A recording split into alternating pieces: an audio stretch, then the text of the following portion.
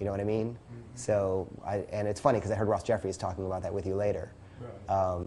So what we're going to work on doing is making you realize that the person you are on the outside, making that person on the inside match it, because you're definitely selling yourself short, man. You know, you're cool. You're a cool-looking guy. Cool guy.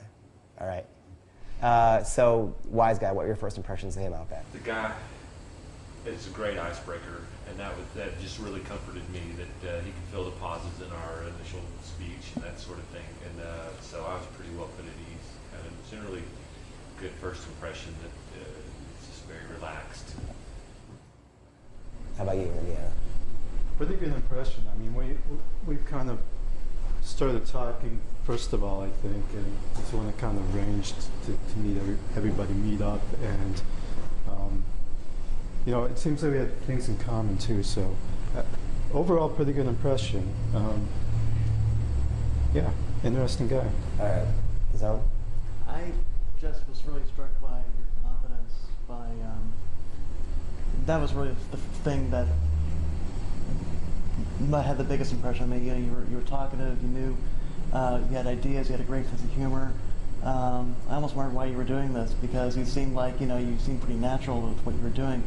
So I mean, I saw a lot of qualities that I would like, you know, myself, that I'd like to, you know, not necessarily imitate, but build on myself. Qualities I want to, you know, see myself do more of. So, but yeah, this is the guy I'd like to know a little bit more. Oh, that was sweet and honest. I want to give you a hug now. How about you? Really think? Oh, no. How about you? How about you, Rob? Preppy guy, intellectual, definitely, and I think eager to learn. Like the same thing, ask a lot of questions and stuff, which is cool. Yeah, I didn't get the smart things so much.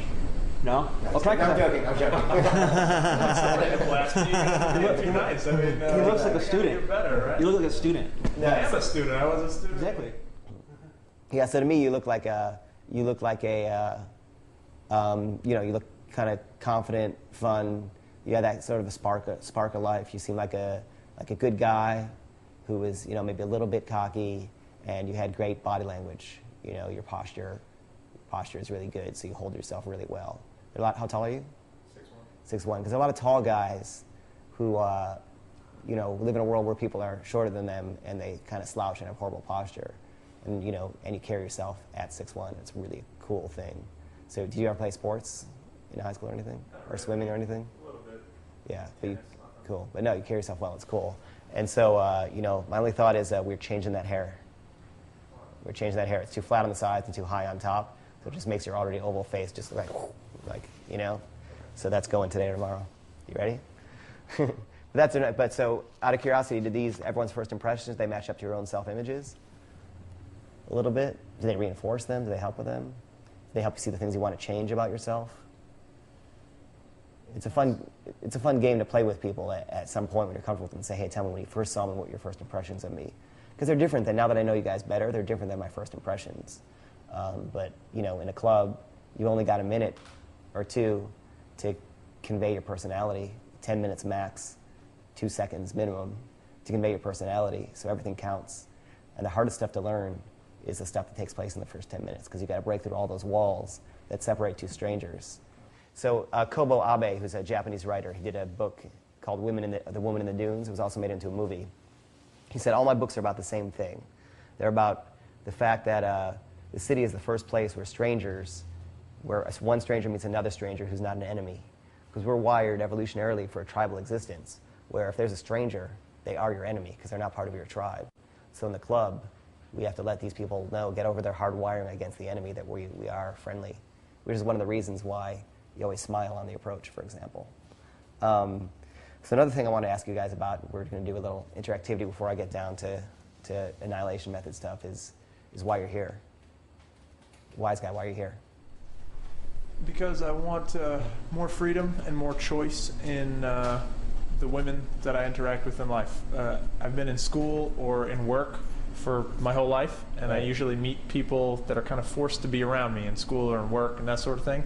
But the cold approach, a girl in a coffee shop, a girl at the bookstore, I just don't really do that. I never have. Right. And that's something that I want to do now that I'm getting out of school and getting out. And I'm kind of growing up, I guess. I want that freedom and that ability to be anywhere, anytime, on my terms. Yeah, cool. And when you look back on your life and you're 75 and happy with kids and grandkids, assuming that's what you want, how do you want to look back on your dating life and see it? Look back on your life. And see what's doing. I mean, as fun and on my terms. Yeah. Cool. Outback, why are you here? Well, I have bought into every cliche about what women want in a man, and you know, I got a doctor's degree, I worked hard, I got money, I did everything that everyone says you're supposed to do, then women will be attracted to you. Right. And it hasn't worked. I know, man. So, but at least I'm smart enough to keep looking and to like figure it out. And so I'm here to like figure it out. Yeah, it's funny. I meet guys and they're like, yeah, you know, I'm just going to try and make a lot of money. And then once I do that, I'm going to start worrying about the woman problem. But you know what? That money actually isn't the solution, or a doctor title and stuff. Car. None of it works. None of it works, man. And it's crazy. It's all inner game. You know, when I worked at the New York Times, I started working there when I was really young. And I thought they'd always ignore me as just like a skinny, pasty writer guy.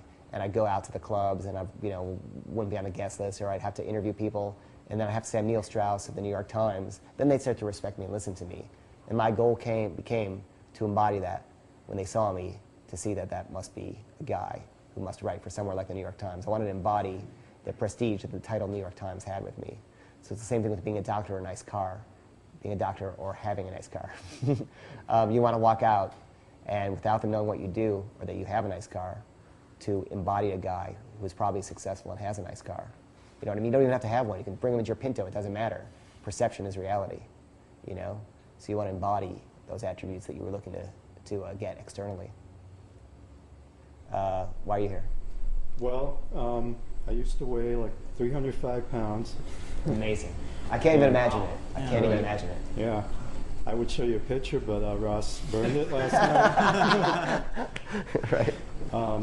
So I think exactly what you said. The inside has not caught up with the outside. I still feel socially like the overweight person that was not very social. Yeah. And so that's basically why I'm here, to kind of learn not just to meet women, but to be more social and even how to enjoy life more. Yeah. And when I look back at my dating life, I want to say, I've dated and met enough women so that I have found the right one that I want to commit to for, and then I'm not always thinking in the back of my mind, well, the grass is always greener over here or something. I will have had. You want to go taste the grass and find out it's not so green. Right, exactly. Yeah. And then, I know that because most guys just fall into this thing where the kind of the first one they meet, that'll kind of stick around with them. It works that way for a lot of things. Yeah.